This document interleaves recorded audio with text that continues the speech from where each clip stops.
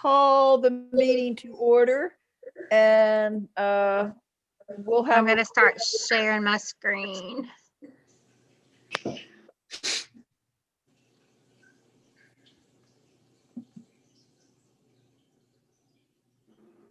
Okay, we're streaming now, so you can go ahead. Call the meeting to order, and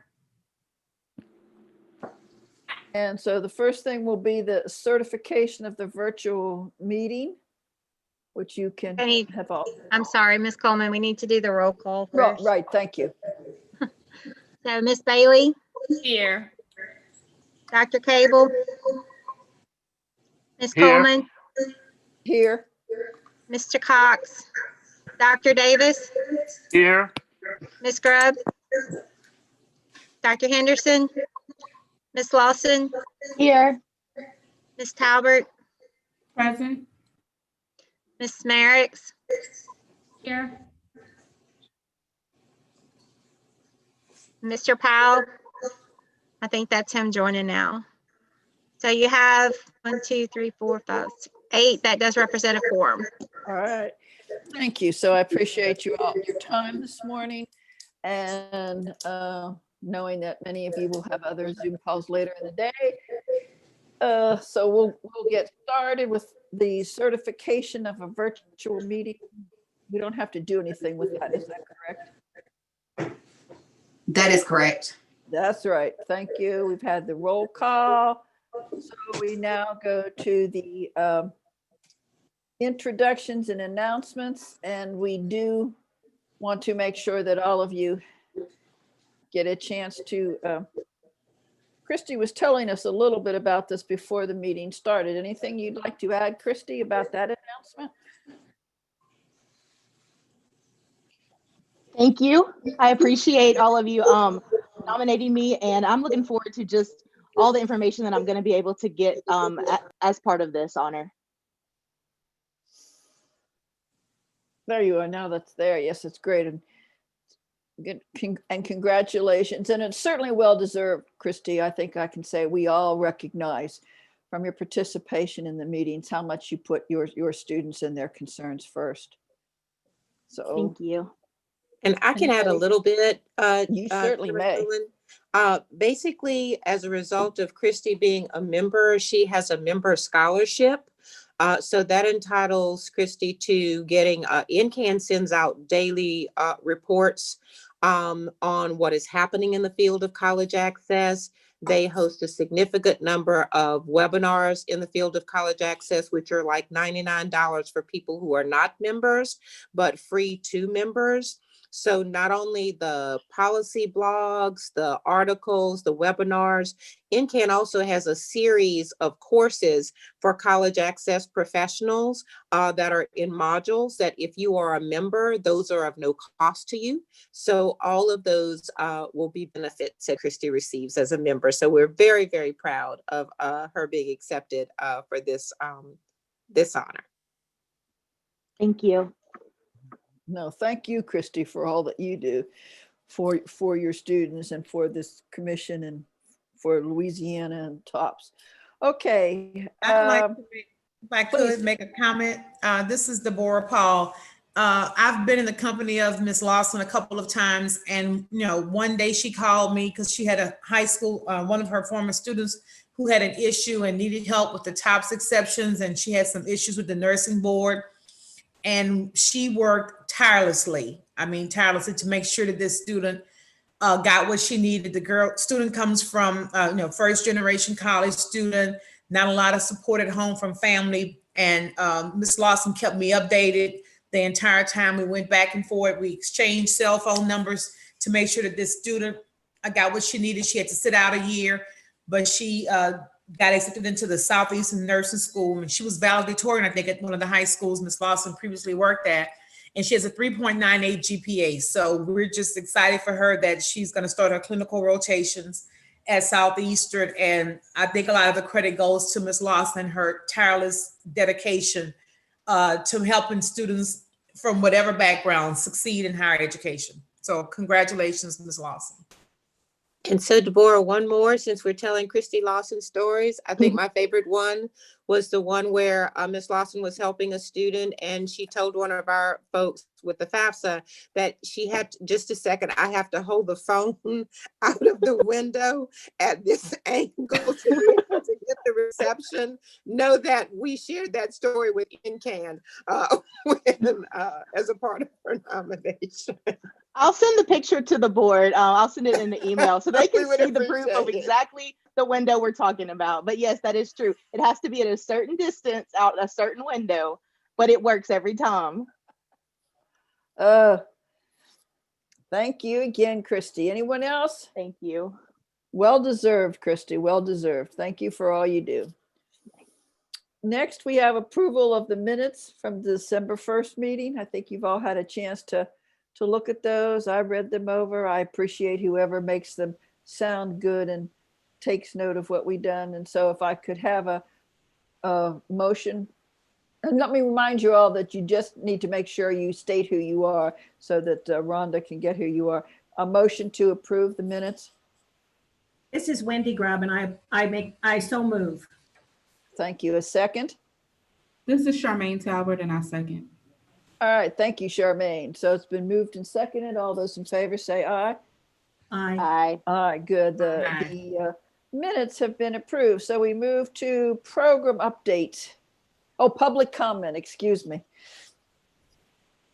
Are we, where am I? Public comment or updates? You're on public comment. I'm Oh, okay. sorry. We're waiting. For the slides. Public? Yeah. Andrew, have we received any public comment on the page or on YouTube yet? I haven't received anything yet. Thank you, Andrew. Thank you, Andrew. All right, thank you. All right, now we can move to the program updates. And the first, I believe, is Ms. Underwood. Yes, good morning. Good morning. We've been very busy in START with disbursements as well as deposits. As you all know, that 12/31 is our ending of our year for deposits to be made for someone to take a tax deduction for START. So we've been trying to wrap up 2020 and move boldly into 2021. As you can see, we have our active accounts up as well as the current balances. And this is as of close of 11, close of November, as we're still compiling December numbers. So we had 69,168 active START accounts with 1,177,253,404.15. So we're over that $1 billion mark again. Yeah. Thanks to the market. START K-12, we have 1,193 accounts with 5,349,417.06. And coming in with 357 accounts for ABLE, we're at 1,761,765.65. And thank you. Thank you. And I know I can probably see this on the PDF that was handed out. Are the number of START accounts particularly increasing every year? Yes, I'm sure they are, aren't they? Yes, they are increasing. Of course, we have, people are aging at this point and aging to the point of disbursement. So we have just a tremendous increase in disbursements of what we had, say, 5 years ago. So the ages of the beneficiaries are increasing. So, but there's new accounts coming in all the time. So yes, Yeah. they're increasing. But we are closing some with children finishing school and such. Right. I just can remember way when this first started, and it was come a long way. That's right, a good educational effort and I'm still amazed, that some people just don't think about it so much, grandparents particularly. But Wendy will get that second one started, I'm sure. And anything else, Terry? No, that's all I have. Thank you. Any other questions or comments for Terry? All right, we'll move on to Brittany. Good morning. Good morning.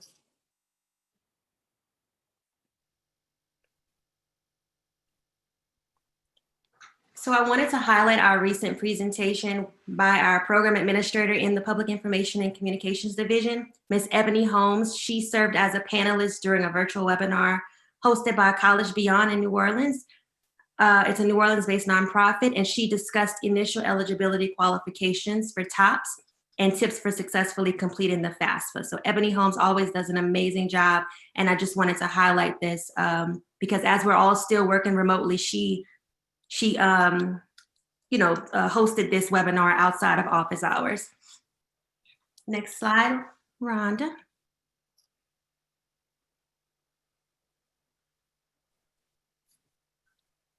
So alongside Ebony Holmes, our public information and communications team, we provide virtual office hours with Student Hub, with TOPS initial eligibility, and many other issues that students may come to us about. And so I wanted to just highlight some of the feedback we received through virtual office hours and also through our Signalvine platform. As you can see right there from Signalvine, one student said, "Is this still Kayla?" And she said, "If so, I hope your life is going great. I'm still so thankful for your help last year. Merry Christmas." And so Kayla responded and said, "Yes, this is Kayla. Thank you. You are very welcome. I hope all has been well for you too, and have a Merry Christmas." And then, as you can see here, Miss Ebony provided the best technical support ever. She was courteous, understanding, engaged, and committed to resolving the issues and answering my many questions. This level of professional service is exemplary and is sincerely appreciated. Thank you, Miss Ebony. So we receive these types of comments so often. Brandy was outstanding. She was able to assist me and responding back with confirming information. And Valerie was so helpful. She helped tremendously and was very kind. I'm really glad and thankful it was her that contacted me. So it warms my heart to read these comments, and I wanted to make sure that we were sharing it with you all as we continue to provide services remotely. Next slide, Rhonda.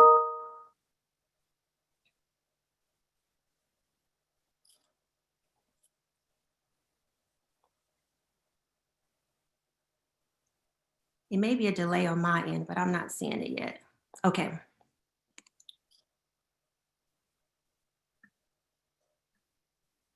There it is. There we are. Okay. So as some of you may be aware, the National Student Clearinghouse Research Center released this annual high school benchmarks report, which showed fewer 2020 high school graduates enrolled in college following graduation. And some of the statistics they noted was that overall post-secondary enrollment declined by 21.7%. And some of the students from high poverty schools saw a 32.6% decline. So we read this report, we listened to the webinar, and we wanted to just think about how can Louisiana join efforts to seal the high school to college pipeline. And one way of doing that was to notify the legislators. We wanted to send them an email through Constant Contact to connect more students to college access resources and to remind students and their families that college after high school is an investment into their future. So we sent an email to the legislators to help expand that messaging through social media and, just to also, again, to remind them of the value of post-secondary credentialing. Out of the 147 emails sent, 80 emails were opened. And in the email that we sent out, we just wanted to share our scholarships and resources from our website. We shared the community resource database that our Field Outreach Services and Louisiana Gear Up program has created that includes like food and housing resources for students. And we also just wanted to promote any economic opportunities in their district. Like if they could share that information with us, we can share it with the students. So we're aligning students with college access and employment opportunities to let them know that this, still to just focus on what they can control and to prepare for their future in the midst of this pandemic. And that's all I have. And I really appreciate that, because I think that the more that the legislators stay connected to their constituents and vice versa, the more that they will be extremely aggressive in solving the broadnet internet access problem that the state of Louisiana has. Yes, ma'am. For the students. And they've, some of them, I realize they have other things to do, but thank you very much. Brittany, a personal question, where are your two children now? They're at your home, right? Yes, well, I have them in a in-home daycare. Oh, okay. On days like this, so I'm like, let me send them on over so that you all wouldn't hear the screaming and everything. But yes, they're 3 and 1 years old now. Right, and I was just thinking about where they were this, I have experienced some of that firsthand when parents try to work and their children are a little. Yes, ma'am. I'm so thankful for her. She's an angel in my life. Okay, I'm thankful you all do. Okay, moving on, we have next Dr. Cobb. Yes, good morning. Happy New Year. Okay, just waiting on the slides. I see a delay on my end as well. Sorry, Tarika. That's okay. You want me to go ahead? I'm sorry. Oh, that's okay. That's okay. Okay. It's just a quick question. Shantanice is asking to get in, so we let her in. I just didn't know. Oh, that's fine. Okay. Okay, you can go to the next slide, please. Okay, so Is it showing up for you? Okay. Yes, ma'am. Yes, ma'am. Thank you so much. Okay, I got it. Yes. So in this update, we'll actually go over our Futures Fund Academy.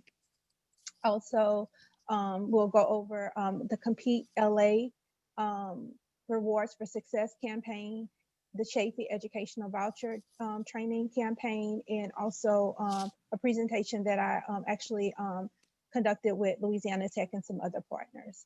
So you can go to the next slide, please. Rhonda.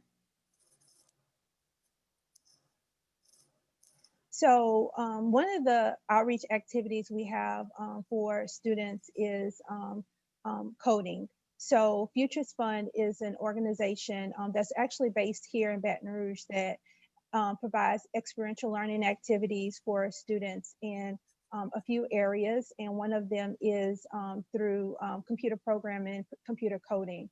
So we're very pleased to say that the students that we supported in this particular project they actually held their capstone event this fall, where 2 of our staff members, Felicia Armand and Ebony Mitchell, actually participated in the capstone event with the student presentations. And these students were actually enrolled in the programming that you see here. And they presented, but also the staff was able to give them a few words of support and comfort as they're transitioning to this semester in the next phase of their computer programming endeavors. And what was very exciting for us about this programming, this programming opportunity for students, that as you can see here, they also learn essential skills in that area. So web development, project management, client relations. So putting it in context of how this actually works and how to be successful in these areas in terms of job outlook. So we wanted to share that with everyone.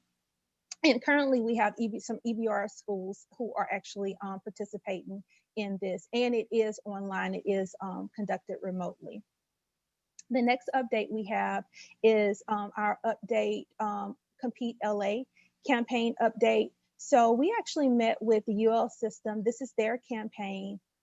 If you could go back, Rhonda, it's on the other side of the, okay, thank you so much. So this was a partnership or a campaign that we worked with the UL system. So they have the Compete LA, where they're actually helping students to return. So this is geared towards students who have some college credit, but were not able to complete it, which is definitely going to be instrumental in our, the whole master plan of getting more adults with post-secondary credentials. So what we did was we actually reached out to former Gear Up students who had scholarships in accounts, in Start Savings accounts. And we let them know, hey, you have these funds, and this is a way that you can use these funds, because these scholarship funds, or you have to use these funds for qualified higher education expenses. So we identified 490 students who met the requirements of the Compete LA campaign, meaning they had not been enrolled in post-secondary since 2018, and they had some college credit, but less than a baccalaureate. So we work with our IT and our START department to identify who those students were.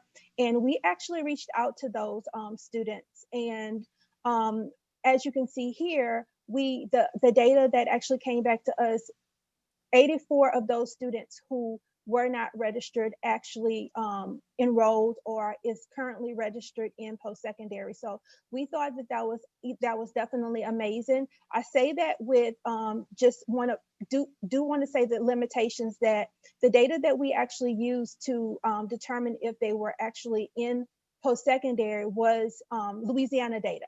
So there's a possibility that some of these students could have been out of state and we would not have had that data.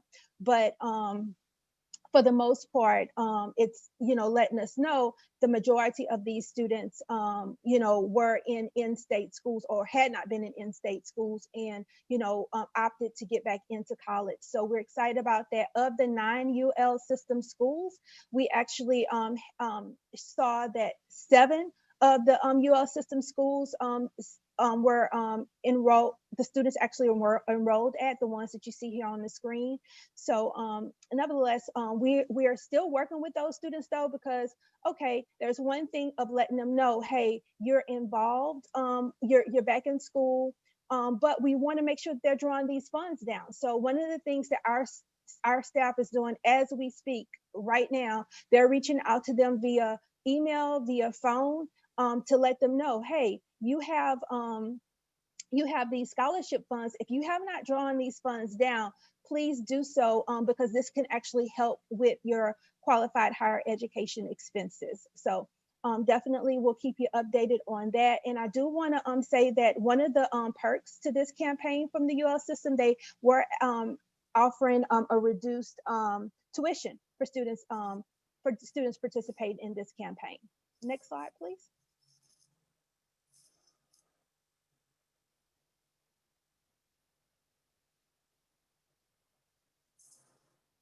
Next slide, Rhonda. Okay, thank you so much. Okay, so another campaign that we actually or engaging in is a foster youth campaign. So we're working very closely with the Department of Children and Family Services with this campaign, and this particular aspect of the campaign, I would definitely be remiss if I didn't really give a shout out to Deborah Paul, who, as we've been working with DCFS, she had she gave the suggestion, hey, why don't we make sure that the students who are identified on their FAFSA that they have aged out of foster care or who have been in foster care, why don't we make sure that they understand about chaffey? So that's what we did.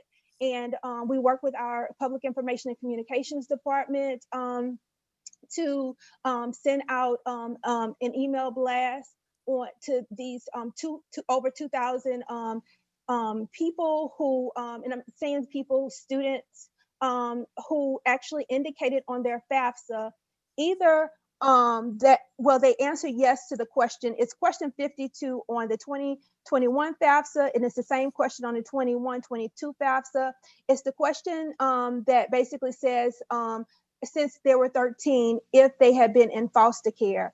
That question also talks about having parents that are deceased and also awarded a court. So it's not just about foster care, but we wanted to make sure that we identify these students. So we sent this out, and as you can see that we had about 502 of the students actually open.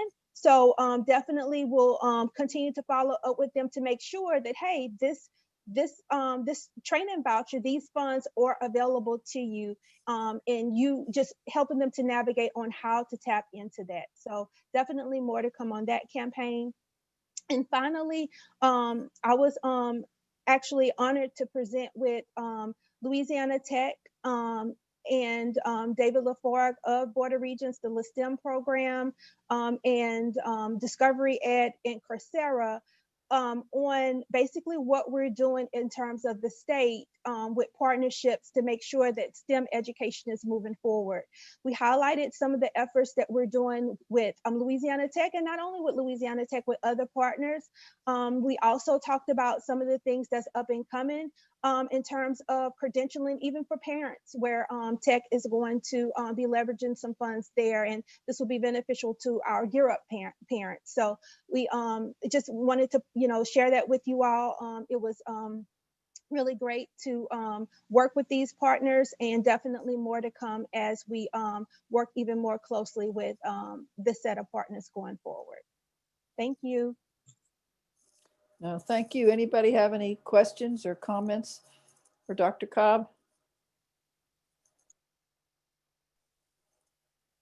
Okay, moving on.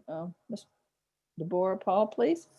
Deborah, before you go real quick, I'd just like to remind everybody there's about a 2-second delay from the time that I fast forward the slide to it appears on your screen, just because we're in this virtual environment. So I apologize, but it should pop up. But if it doesn't pop up after about 5 seconds, let me know. Thank you. Thank you. Good morning, everyone. Good morning. I'll report on the scholarship and grant programs on the slides that be appearing shortly.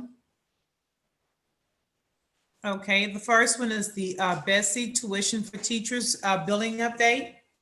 For the fall 2020 semester, there were 7 teachers who were the recipient of the Bessie Tuition Scholarship, and the amount listed of $6,445.46. Those are the payments that were processed for the fall semester. And we may have a different set of teachers who will receive access to that award.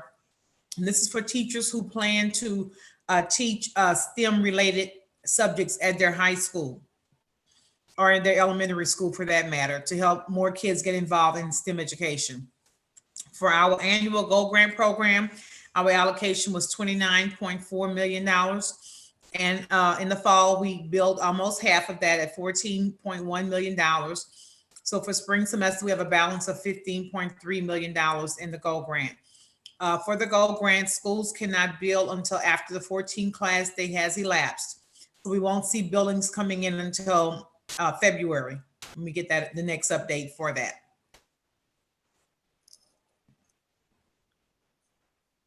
The next program, our John R. Justice. We had 11 applications from the 5 circuits, and we dispersed all 5 awards for public defenders. Prosecutors, we're still awaiting 1 to be done. And we're in the process of applying for the John R. Justice program for the upcoming 21 federal fiscal year. We don't know yet how much will be awarded in this program. So whenever we do the application, we end up not finding out until after we've been approved how much money will be granted for attorneys and public defenders. I just spoke with the program specialist this morning on our upcoming application. We seem to have a hard time getting enough prosecutors to apply. Like, we only had 11 applicants for 10 awards. So we're looking at collapsing 2 of the districts that have the lower number of applications in order to be able to fund all of the students in those areas, well, attorneys in those areas. Because in a lot of cases, we end up going to another district and pulling an applicant because we don't have enough applications. It seems that there's a shortage of lawyers who need their loans repaid in the northern part of the state. We always get more applications. I guess there are more attorneys that are working as prosecutors in the southern part of the state. So the New Orleans and Baton Rouge areas are plentiful with attorneys. But when we get to the North Louisiana and Central Louisiana port, maybe those attorneys have been in the business so long they don't have any outstanding student loans, so the program is not advantageous to them at that point. So we're going to look at all of that before we submit our new application for the upcoming year to get the best possible applicant pool that's out there. The next program is the Go You Challenge grant, which is for students who were formerly in the Louisiana National Guard Youth Challenge program. So those students are able to get assistance for up to 2 years if they're majoring in a job or a major in a profession that leads to a 3, 4, or 5-star job, which is determined by the Louisiana Workforce Commission. So for this past fall, we had 14 recipients for $28,000 in scholarship aid. So we paid tuition at those particular schools. So now the students have an opportunity to go to either a 2 or a 4-year school, public, with the Go You Challenge. Are there any questions about the programs? I just have, who do you, the John R. Justice update, who do you have to submit the proposed changes It's a to? federal. The federal? It's a federal grant, federal grant, yes, ma'am. And do Probably they? going into maybe about close to 10 years. Yeah. When it first came out, it was very lucrative. I mean, attorneys were getting $10,000 back a year toward their total student loan indebtedness. And you see now it's either $1,950 or $3,800, which still helps, because if you're dedicated to public service, that will help you, toward paying back your outstanding student loan debt. And they usually, and I commend you for trying to do some makeover of the program so that it works better for you in Louisiana. Do they routinely approve these requests? Do you know? Yes, we've never been denied, and it's a lot of work, but we're up to it. Some states don't feel that the work justifies the amount of money, but because there's not a lot of money for the state. I mean, it helps our attorneys, but we can charge up to 10% for administrative cost allowance, and we don't even get close to 1 or 2% of that. But we feel that it's valuable to keep attorneys available for our Louisiana residents. So that's why we continue to apply every year. But some states have backed down from participating in that program. Okay, thank you. Anybody else have any questions?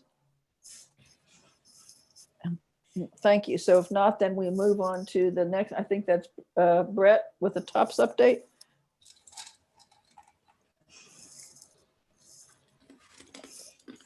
Okay. Brett, I'm sorry. Looks like I failed to put your update in this PowerPoint. I do apologize. That's okay. If it's okay, I will go ahead and you got it. You can do it. and review anyway. Of the $319 million original allocation, LOSFA has spent about $172 million of our TOPS allocation, or 54%, and that compares to about 53.5% at this same time last year. I'm probably starting to sound like a broken record, but we are still showing a 4.2% increase from last year, and our current allocation can accommodate a 3.7% increase. So we're still on course, if everything goes in spring like it has in the past, to be somewhere between, roughly $1.6 million short. The state budget office and the legislature are both aware of a possible shortfall and are both actively working to put it in the supplemental budget allocation. Okay, thank you. Thanks for your. They're proud. Well, I'm sure that the state is amazed that you are able to get so close percentage-wise to what you need, and they probably wish other agencies could do the same. Any questions? Okay, now we move to the executive director update. Good morning. Good morning. You can advance it, Rhonda.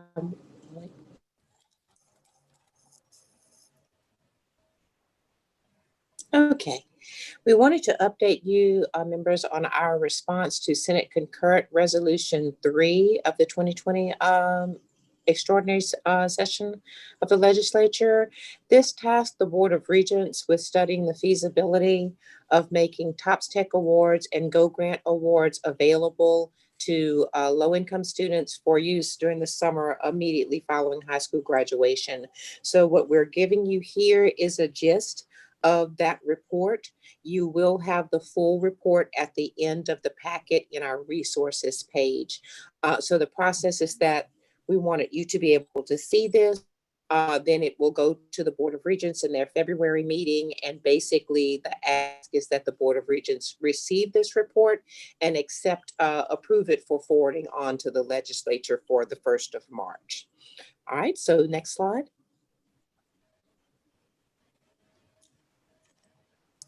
In studying the feasibility, Credit goes to our legal teams, SG teams, IT teams, data teams, PIC comms teams for the tremendous amount of work that it took to be able to get this done, get this wrapped up, and get it presented to you all in time, because we definitely wanted you to see it before it advanced.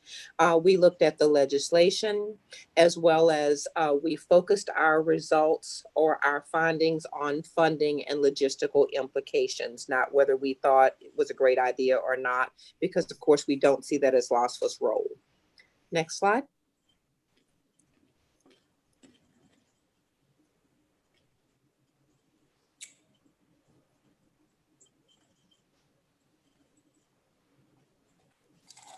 Okay, so our conclusions with respect to TOPS Tech and what would need to be done is legislative action if this were to be passed. In TOPS Tech, as you know, is a merit-based program. So the study was to provide TOPS Tech in the summer immediately following high school graduation only to limited income students. So that would necessitate amending the program to add a need-based component to that which is a merit-based program. So we are pointing that out, that you would need to do that.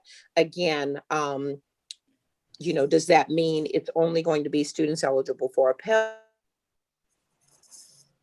Students, not for us to say at this point. We just basically made the point that this is what you would have to do. Of course, with Go Grant, the opposite is true. Go Grant is already a need-based aid program, and funds can already be awarded, are already awarded to low-income students, and funds could be awarded to students in the summer. There's nothing in current law that prohibits that. But what prohibits that is insufficient funding. So we're trying to point out, one, you would need a change in the law. The second one, you don't need a change in the law. You can do it, but the funding is the issue. Next slide.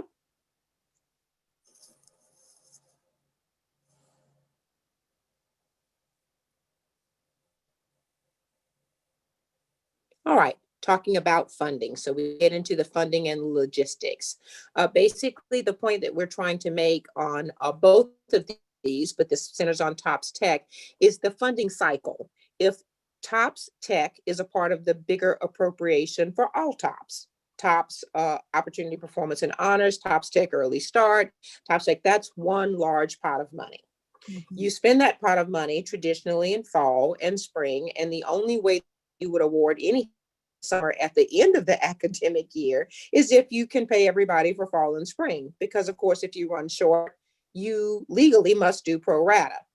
So our point here is, if we don't know about a summer decision for a trailer until May, right?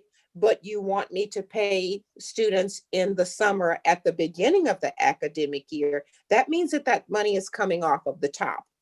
So that if that program grows and demand becomes greater, then you're going to end up going into pro rata for other people that didn't get any money, either in fall or spring or both. Just depends upon the demand. So we definitely are saying, because of that cycle, which follows the legislative appropriation cycle, we would suggest that there be a dedicated supplemental appropriation just for this.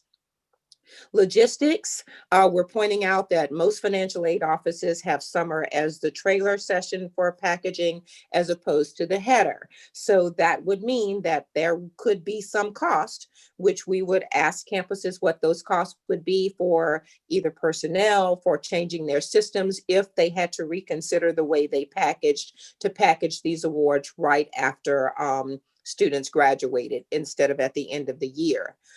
The other thing that we would have consideration with logistics wise is determination of TOPS eligibility. If we are not getting student transcript system records until we start processing, roughly, we'll start testing in April, May, we'll start running eligibility in June. Well, if a student hasn't been determined eligible for TOPS Tech, then I can't say that they're going to get an award, and a campus might presumptively say it, but there's not going to be any credit towards that fee bill, or they can't bill until we've determined eligibility. So we're letting them know that this summer, immediately after high school graduation, that kid could have gotten a bill, if they're planning to go, but there's no credit on that bill yet. And even if it's presumptive, it's not final until we run eligibility. And again, around 90% of eligibility is run in June, but you're still running a very tight timeline there. Okay, next slide.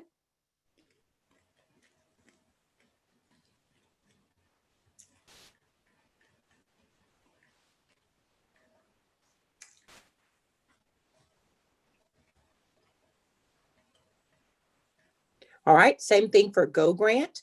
Again, we're saying we have to allocate Go Grant because Go Grant is underfunded.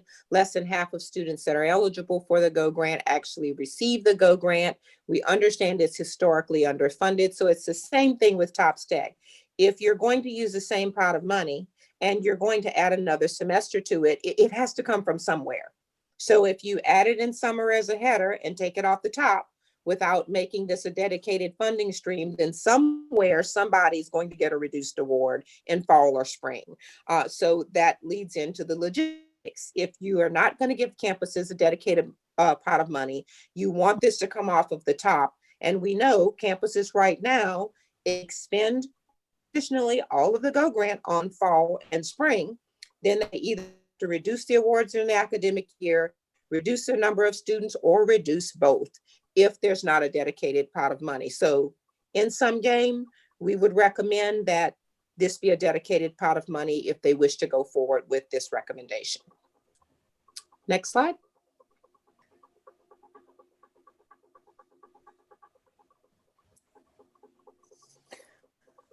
Before you begin this, may I ask Sure. a question? Sure.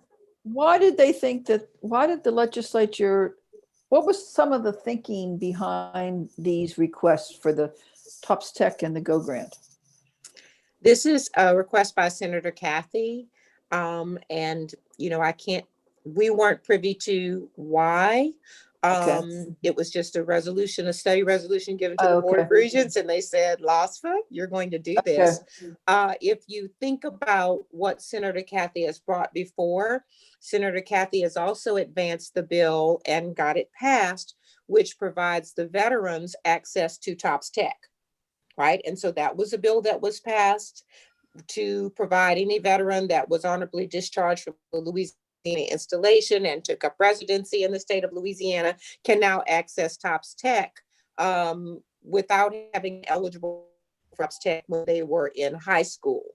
So it appears that he has concern with community college enrollment and community college dollars, and there is a concern about dedicating funding sources for returning adult students with the community college. Now, I cannot say that is related, but when you look at this slide that's on the screen now, and you see the effects of COVID on college enrollment, and you see that it's primarily affecting students of color, students of limited income seem to be affected greater, and also the enrollment at community colleges seems to be affected the most. So I'll just let that kind of simmer. Okay, next slide. Thank you. Sure.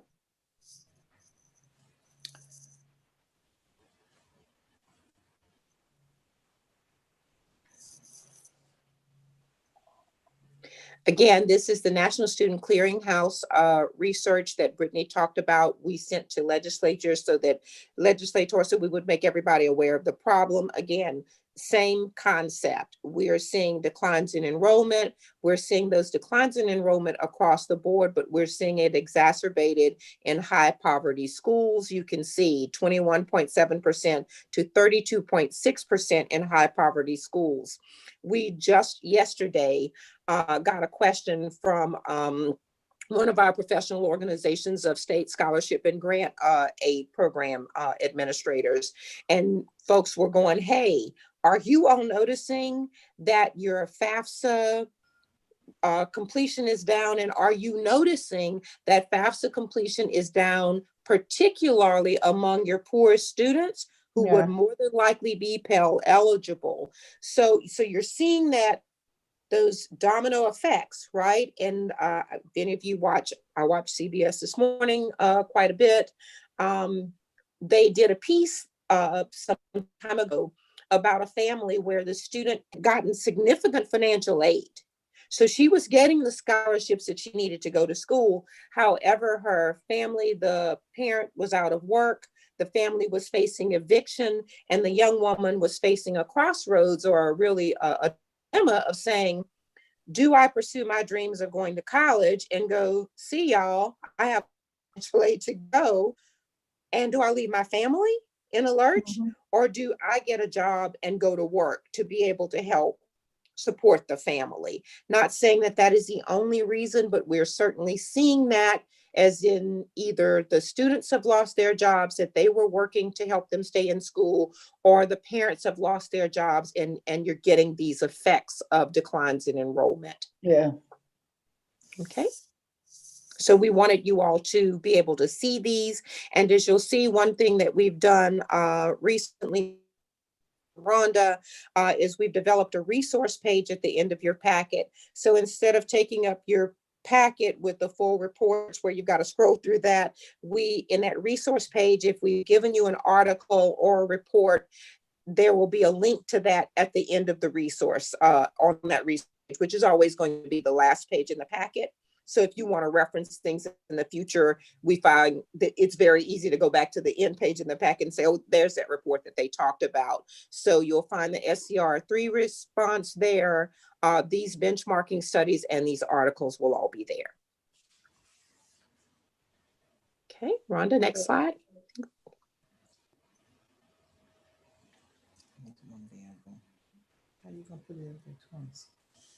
We also wanted to make you aware of the key changes, aware of the latest legislation, made some changes to the FAFSA, to the Pell Grant, the way the Pell Grant is going to be, with the way they're going to look at family income and determine family need. You'll see that instead of an expected family contribution, you're going to have a student aid index, FAFSA simplification, which has been a goal of many of us in college access for many years, going from 108 to 36 questions. And expansion of Pell eligibility, including incarcerated individuals. These changes are expected, as you see, to make over 500,000 additional students eligible for Pell, increases in the number receiving the maximum award. And what we're seeing thus far is charts akin to looking at the poverty level, that you'll be able to work with a student before they have to apply for the FAFSA to say, hey, if we're looking at family size, and we're looking at where you fall on this income level with respect to the poverty level, this is a good preview of whether you would have a great chance of receiving a maximum Pell Grant. So that's going to be very helpful for us.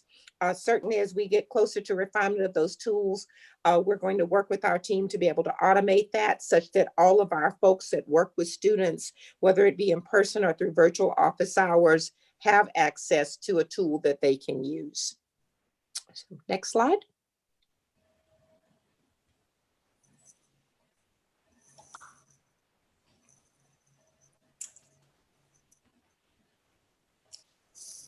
Okay, again, same thing, same stimulus package, but you see here, again, the increase of $150 for the Pell Grant, not a substantial increase. Know that there are college access organizations like NCAN that are beating the drum for doubling of the Pell Grant. Student loan repayment until January 31st. We expect that to be extended. Stimulus checks, as you know, of 600 are already going out. Paycheck protection. This was just other things, including trying to not make students who are also have already demonstrated means testing not have to tell their story multiple times to be able to get aid. So you see the SNAP eligibility change here as well. Next slide.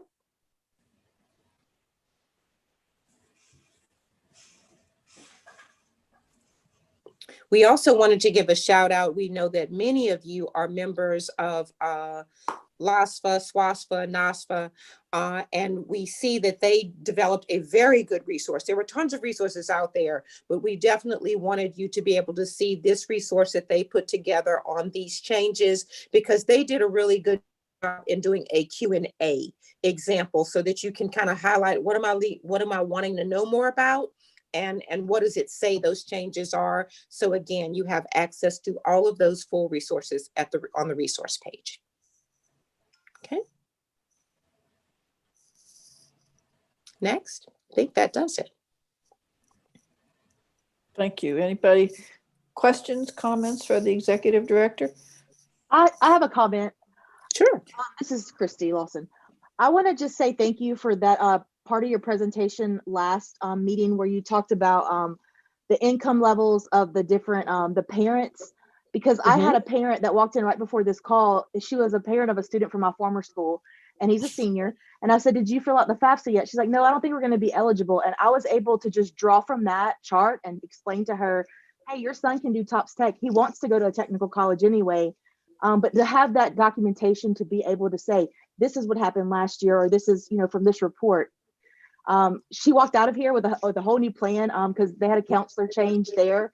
So it was like, go talk to this person, do this. And so I just want to say thank you again for all the time that y'all put into that. Well, and we thank you all for being the phenomenal ambassadors that you are, and for giving us the feedback, because we draw upon your feedback, the students and parents' feedback, to be able to adjust our operations. And a huge shout out to members of my team, because when I tell you the SCR3, it's hot off the press. If you could feel the temperature of the slides. So a lot of people work overtime and over hours with adjusting their schedule to get this information ready for you, because it was critical to us that you see it before it forwarded on to the Board of Regents. So hats off to the phenomenal team we're blessed to have, and thank you all as well. Yes, ma'am. Also, I want to say something about the pilot program where we're trying to complete, and I see that y'all have done a lot with social media trying to do the February 1st deadline.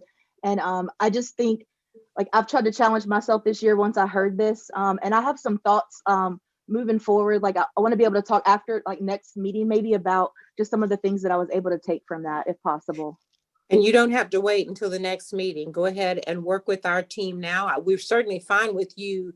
Brittany can put together an update as a part of those findings, or Tarika, or both, to be able to show, because that's what we're looking for, is what works. But know that we are open and actually really, really fortunate to have you all. So any input that you have on, hey, I see this is working more than this, feel free to send that along to members of our team all during you don't have to wait for these meetings to do that. We do take it into account.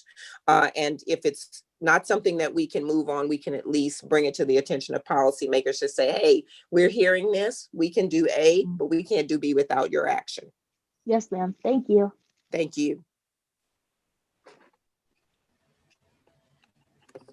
Any others? Okay, if not, we'll move on to new business and the rulemaking for the COVID-19's exceptions, additional core curriculum course equivalents, Chaffey EVT program, and continuation eligibility requirements. And we'll go to Ms. Lively. Robin?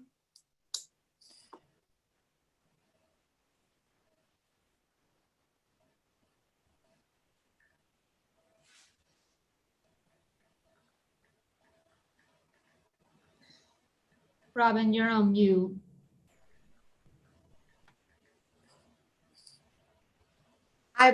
Can you hear me now? Yes. Okay. I was just unmuted and I don't know what's going on. Sorry about that.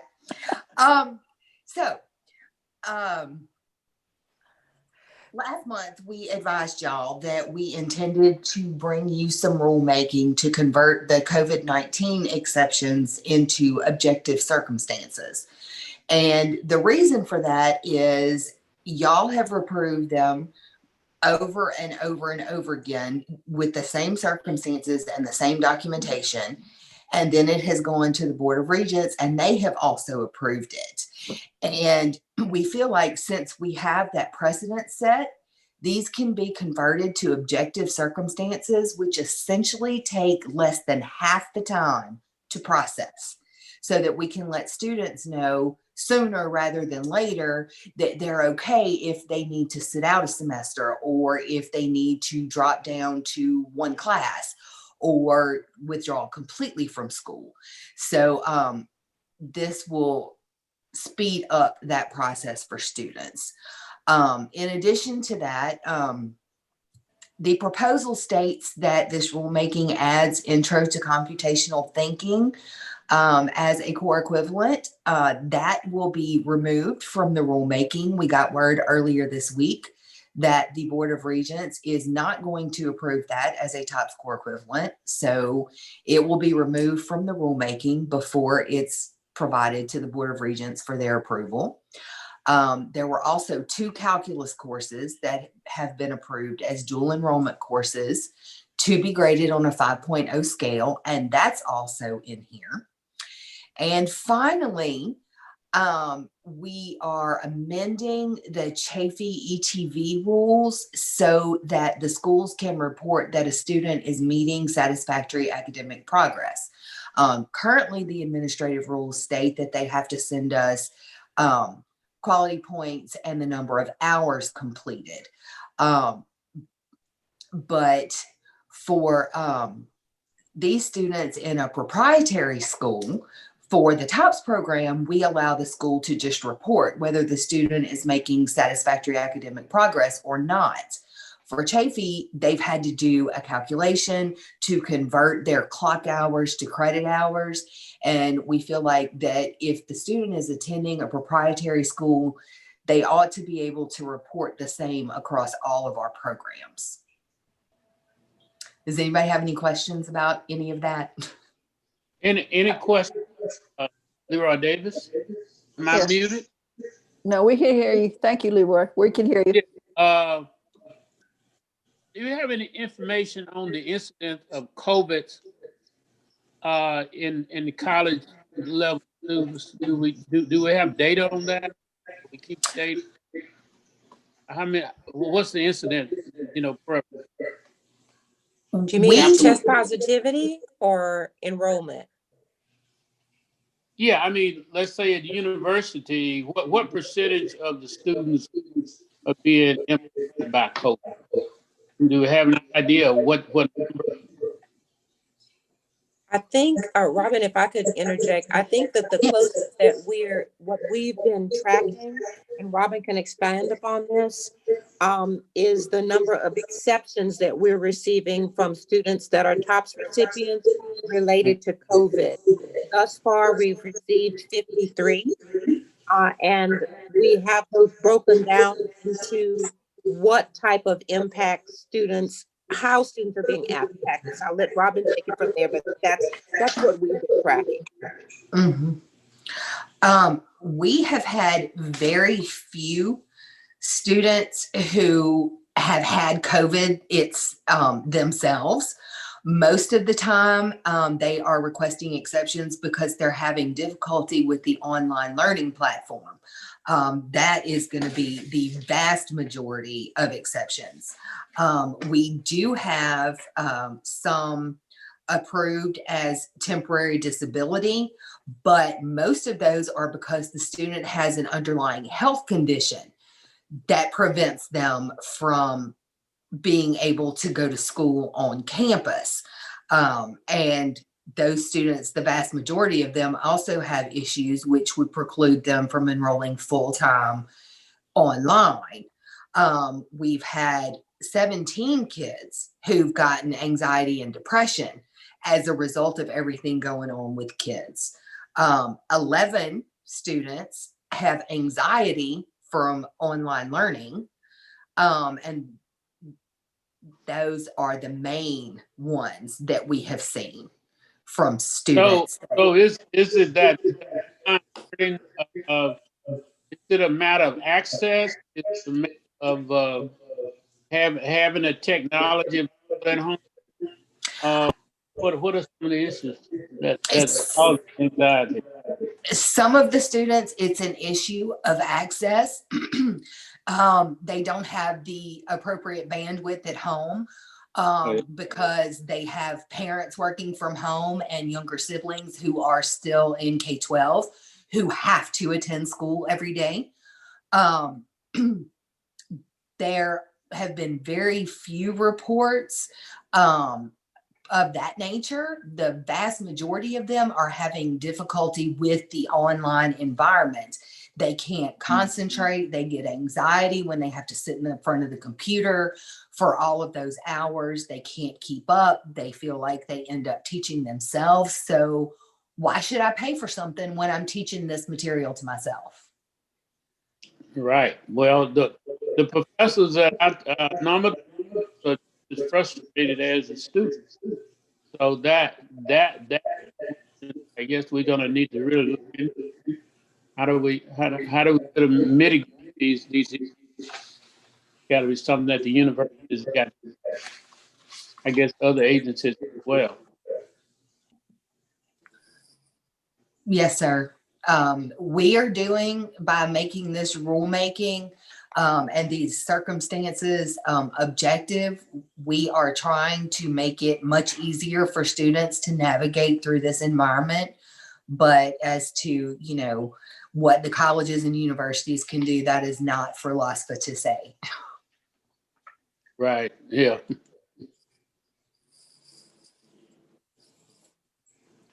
Other questions for Robin?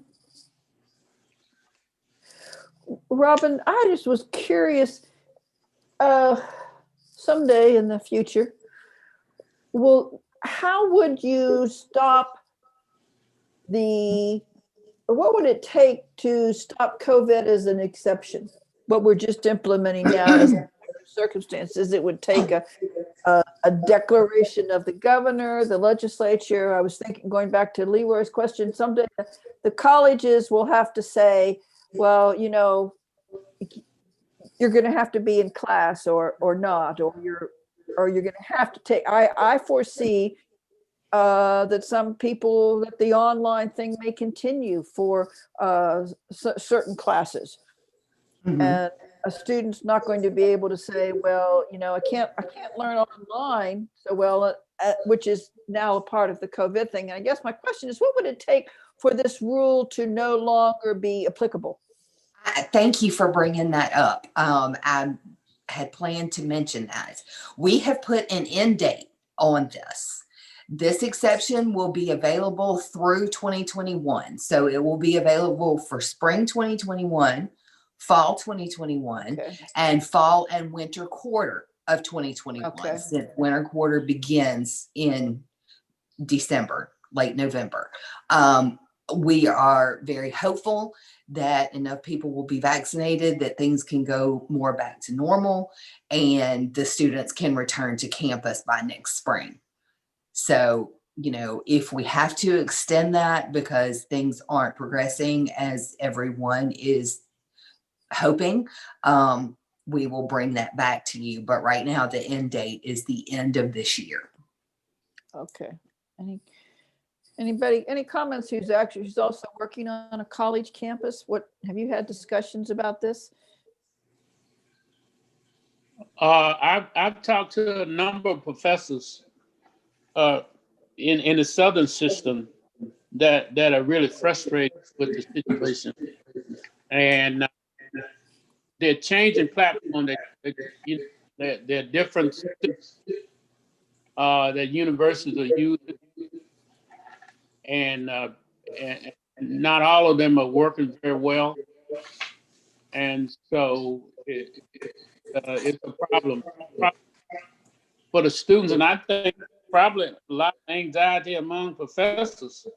The number ones I've talked to is just you know, from going from having different options, having the hybrid versus having online, and then having class.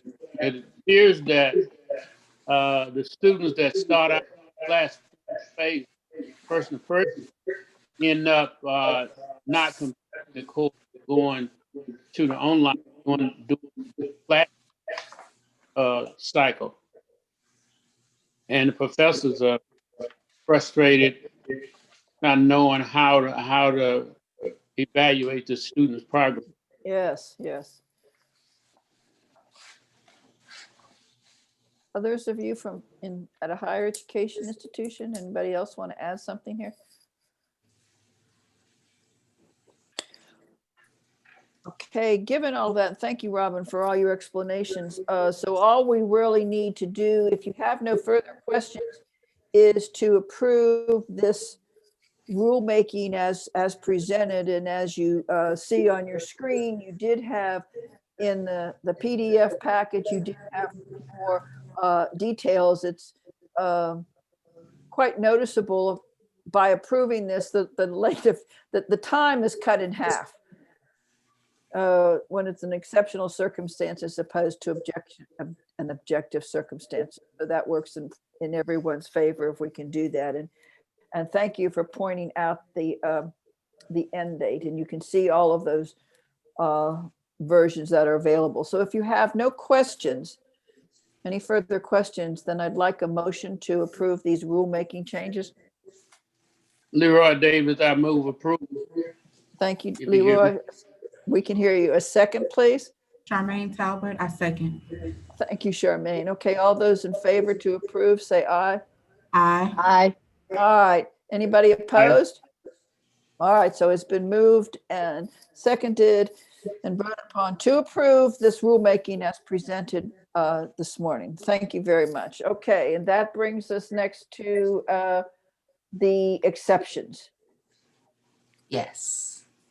Okay, Robin, we're back to you. Is there any way you want to do this? Those were also in your PDF packet, and I looked at all of them and I read them. I didn't particularly have any problems. I just wondered what some of these students are doing now. I mean, it's just, as you said, you can see the COVID takes up a lot of these. How many were there? There are 16 total, and I did not count how many of these were COVID this month, but I did want to explain why we brought these to you along with the rulemaking. Okay. These students have already been in process, and since they will be forwarded to the Board of Regents for approval upon your approval at the same time as the rulemaking, we wanted to go ahead and get them approved. So that they wouldn't have to wait an even longer amount of time. But we actually have more this month that are not COVID than we have had in months. How do the students, a question that I had, I noticed that they obviously they break down into two groups. One, excuse me, award who has not yet been canceled and an award who has been canceled. Like someone's award was Paul, number 8, his award was canceled December 23rd of 2020. How do they know when their award has been canceled? I'm sure you've told me this before. We send them an email. Okay. And it has a quick blurb that says your TOPS award has been canceled because of whatever the particular reason is. And it gives them a link that says click here for more information. And that will take them to the student hub, which provides a letter, a very short letter, explaining what they can do, how they can request an exception, what the deadline is for them, and all of that. And then flip it over for me and tell me a student whose award has not yet been canceled, but he or she knows she's going to have problems. How does that usually come to your attention or his or her attention? The students who request exceptions ahead of time, they are just on top of it. They know what they have to do, or they send us an email ahead of time. We get some through the CUSSERV. We get some to the TOPS exceptions email where they ask, look, I'm having such a difficult time right now, and I really need to sit out next semester. What do I have to do? And we explain to them, okay, you have to have a good reason. You can't just say, I don't feel like going to school. And we send them the request for exception form, which is several pages, and it has an explanation of each type of exception that they can get. And if they have more questions about which one best fits their circumstances, they will get back in touch and we will help them through that process. Robin, Yes. sorry, because this goes to what Chairman Coleman is asking as well. Don't we also have a sheet or a part of that exceptions form that lets them know the type of documentation they have to provide for each exception? So Yes, they're not in the dark as to what they need to do. In other words, you can't just say you need an exception for temporary disability. You can't just say you need an exception for COVID. There's specific documentation that you must provide, and we find giving them that in advance helps them help themselves better. Yes, and to your point, the form itself is 1 page. Currently, there are 3 pages of explanation.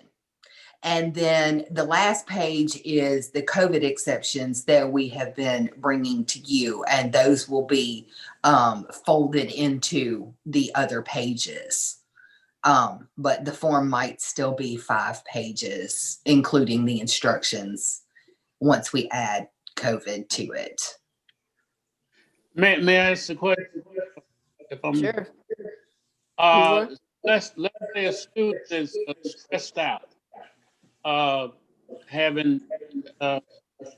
the student need to have a person to verify that they have circumstances, or can the students themselves diagnose their own? Say, I'm just too stressed. I can't do my. I'm just too stressed. Or do they need professional opinion? Professional opinion. Under normal circumstances, a student who is stressed out and has a lot going on and they can't focus on school will have to have a letter from a qualified professional or their spiritual advisor. For COVID. Okay, all right. Yes, for COVID, if there is an issue, the student has to explain to us what's going on, what the difficulties are, and they have to have confirmation of that from either a parent, a teacher at their school, a counselor at their school, or a dean. We have had all 4 that have gone through this committee and been approved. Okay, all right. Thank you very much. For COVID only. For COVID only, okay. Yes, sir. Robin, I did pull up the form on the website. Do you want me to share that with them, or you want to keep the PowerPoint up? Would y'all like to see the form? It would be good if yeah. All right, hang on one second. Thank you. I would send it to person 1. So this, I had to stop sharing and I'm gonna do a new share, but this is the form from our website. Okay. So this is the first page, and this is where they fill out all their information, their name, their LOSFA ID. They also have to put the last semester they attended and when they plan on returning back to the college or university. And then we list out what kind of exceptions they are applying for. So if they're doing a temporary disability or COVID exception or whatever that's listed on here, they would check that and then they sign it and turn it into us. This is the instructions on the form, where to submit the form. And then these tables down here, which is currently 3 or 4 pages, list what documentation they need to supply to us, and how many semesters they can get for each request on the, what am I trying to say, Robin? How many semesters they can get for that request. Yes. Some of them are up to 2 semesters, some of them can be up to 4 semesters. It just depends. Yes. But that's currently 3 pages. And we do tell them at the bottom, like, some of the reasons that are not, like Robin mentioned, like you just can't sit out because you want to or you don't feel like going that semester. Those are normally listed at the bottom. Mhm. These are the reasons at the bottom of this form that you wouldn't, exception would not be granted. And then we added this one on COVID-19, so that's the last page.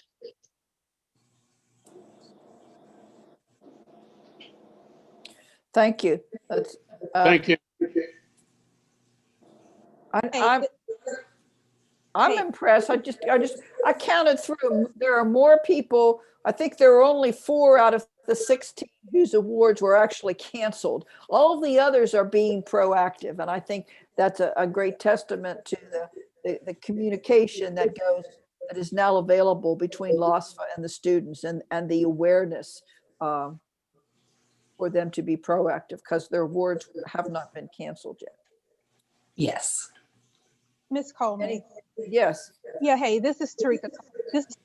So there's something I just wanted to just to offer, because I kind of like hear kind of like where the discussion is as it relates to online learning. This is just to put that out there, just in terms of research.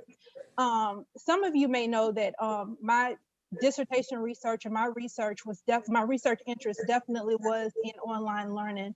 And what was determined from my research was African American students, it did not do as well as other students in online learning. Older students did better, meaning younger students. So students that are just entering college, they don't do as well in online learning. Females do better than males in online learning. And I'm putting that out there to say that, you know, there is definitely need discussion in terms of how these students are actually supported on the post-secondary side as it relates to online learning. In the research that I did, I actually controlled for instructor, meaning the same instructor who taught the class in the online environment taught the class in the actual face-to-face environment. So that meant that what I found was if the instruction was not good in one environment, it's not good in either environment. Yeah. So I'm just putting that out there to say that it is legitimate in terms of research based that students can struggle, and especially certain populations, they don't do as well in the online environment. So I just wanted to put that out there. May I ask a question? As a old research person, that's kind of research right now. Did you control for income levels? You know what? I did not. This was been a while back. I did not look at income levels at all. I looked at the demographics that I shared. I looked at age. I looked at ethnicity and gender.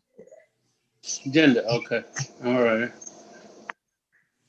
Okay, because generally, from what I'm learning is that, you know, I have four grandchildren, one in college, one in high school, and 2 in middle school, and actually, I find that the kids, you know, all of my kids are going to private school. All my grandkids are going to private school, and I find out that they're having some of the same issues because their parents are both medical doctors on both sides, and they have the income, and they don't appear to be having very many problems at all. So I would suspect if you probably, if you haven't published it, if you want to go back and look at it again, I think it's a very important parameter. Okay, look, thank you, sir. Okay. I suspect this is going to be an ongoing issue even after 2021 is over. Because I think colleges are going to use this, and maybe even schools. I don't know. K-12 schools. Anybody else have anything they want to add? Any comments, questions? If not, does anybody have any objections to, first we'll do this correctly. Can I have a motion to approve the 16 recommendations as presented? Leroy Davis, I approve. Christy Lawson, That's a second. I'll second. Thank you. Is there any discussion? Anyone have any concerns about any of these 16 recommendations? If not, then if I can, it's been moved and seconded that we approve these 16 recommendations as presented. If I can, all those in favor say aye. Aye. Any opposed, the same? All right, so it's been moved and seconded and we have voted and these recommendations are approved. I think that concludes what's on the agenda. Does anybody have any final comments? All right. Public, we have any public comments. We haven't gotten anything. Does that mean no one watches us? People watching. We don't have- I'm absent. Looking at the minutes, I don't like to see Leroy Davis was absent. Yeah, well, yeah, that's okay. So the last order of business, then I need a motion to adjourn. Amy Someone- Maris, motion to adjourn. All right, thank you, Amy. In a second. Barry Bailey, second. All right, thank you all for stepping up. We